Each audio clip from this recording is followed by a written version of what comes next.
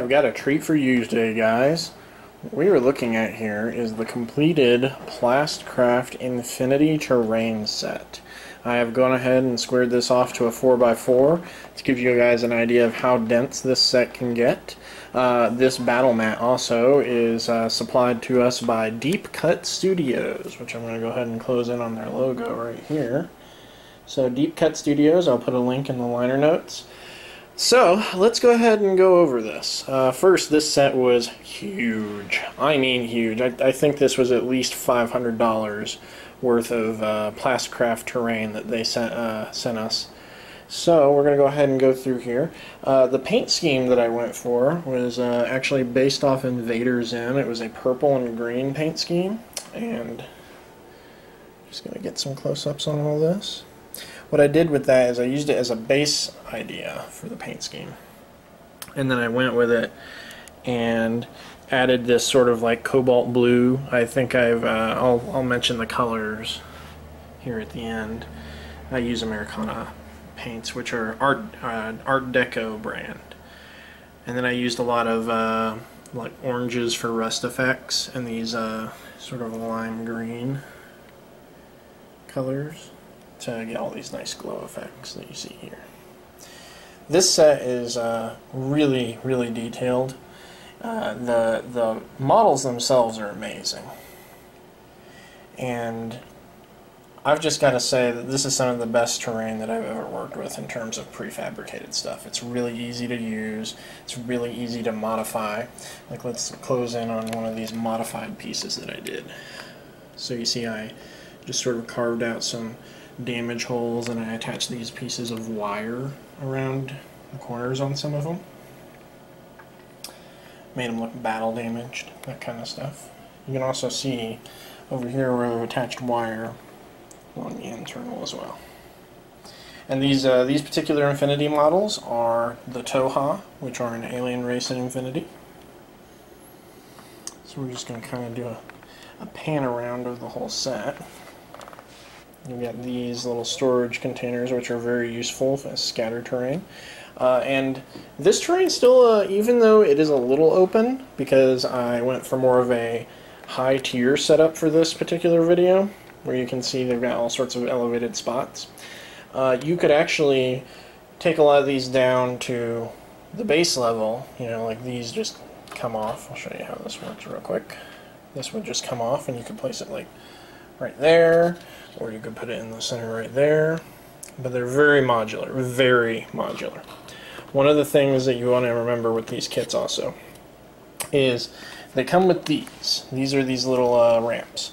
Do not glue these in, because if you glue these in, you will no longer have the modular ability that they have to stack on top of each other that they do so well.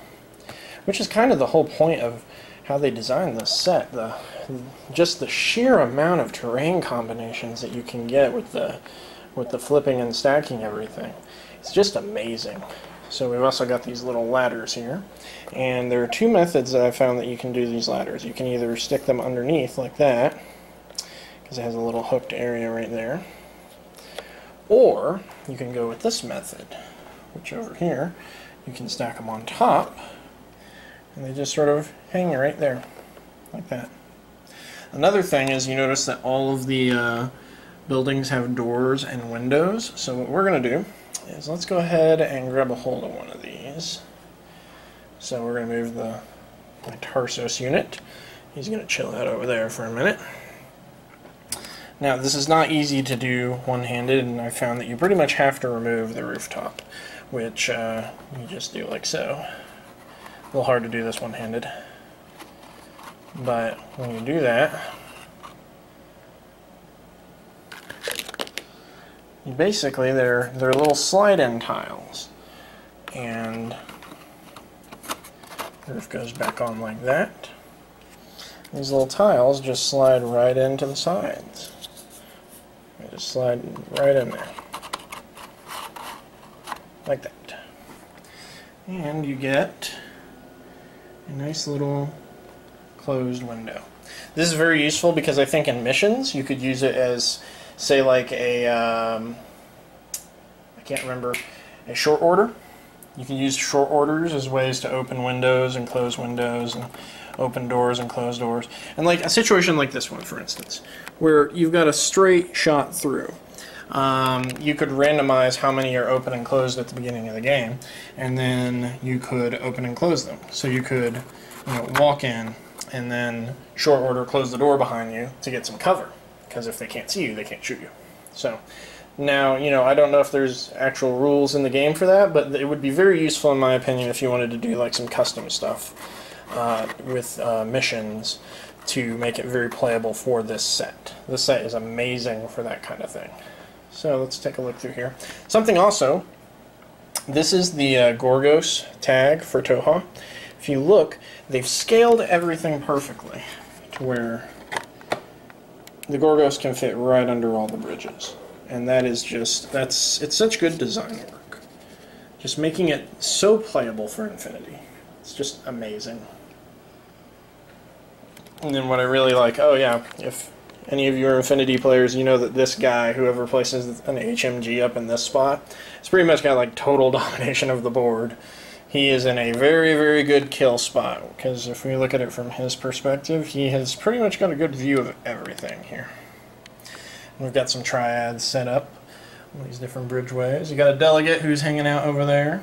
You got a sniper hanging out with, looks like two more Calmails. And then a hacker over here hanging out with a Sakale. Calypso's creeping around the corner. We got some chalk saws just creeping around in different spots. This set overall was very fun to work with. I got to experiment with a lot of new techniques that I've not tried before. The biggest one being, this is the second set that we've airbrushed. The first one was Rivendell, so this I was able to experiment with blending quite a bit, because the purple that I used was a very strong purple, so I had to blend it in with the dark blue that you see. It's sort of like a slate blue if you look very closely. And then once I did all that, the orange and the green really helped set it off quite a bit. So you're going to see a lot from this terrain set in the future. We're going to be playing a lot of games on it. Me and Robbie are actually going to play a game next week on it. He's going to come in and do the photography for this so that we can get some high-res photos up for you guys to look at. But overall, I just really, really enjoy this set, and I definitely want to get some more Plastcraft game stuff. If you would like to commission a set like this, just send me an email at projects@titanterrainstudio.com, and we can discuss getting you a set like this. Now, this particular set, I would say this is mostly basic assembly, except for the conversion bits that I've done. Stuff like the battle damage, for instance, that would not really take it above basic assembly. You know, these kind of little indent battle damage pieces you see really good right there on them. That would not take it above basic assembly. When you're getting into like the wiring, the additional wiring. Oh, something else cool I want to show you. Let's see, where is it at? Over here, I did some enhancements. So this is the original unmodified version right here. And then this is the modified version of the same building. I took a piece of straw tubing that you get for like little kids' straws, and I used it to create this really neat sort of rusted, corroded piping that goes into the building. It's got all this wire work around it as well, which is really cool. So the wire work and additional things like that. The piping idea that I had for the whole set, doing a lot of piping everywhere, didn't work out. And the reason why is because of the modular ability. I could have made it very pipe heavy, but then it would just have destroyed the ability to keep it modular. So that's why I ended up not going that route. But the set is assembly-wise, we consider it basic assembly. We actually have a special type of pricing as well for prefabricated kits like this. And it's a lot cheaper than our custom stuff. So if you're interested, give us a email about that, and we'll quote that for you.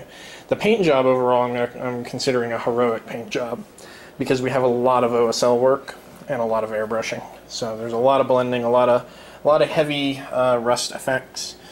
It's almost borderline epic, but not quite. It just doesn't have quite that oomph to get it over to the epic level, but it's still pretty darn good in my opinion.